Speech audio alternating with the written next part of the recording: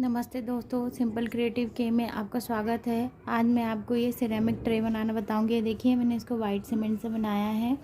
तो चलिए वीडियो को शुरू करते हैं। तो ये देखिए दोस्तों, इसके लिए हमें इस तरह के बड़े बर्तन की ज़रूरत पड़ेगी। ये देखिए, और एक ये वाइट सीमेंट का पैकेट है और ये इस तरह के बर्तन की ज़रूरत पड़ेगी। देखिए, इसके अंदर चले जाना चाहिए। देखिए इस तरह से।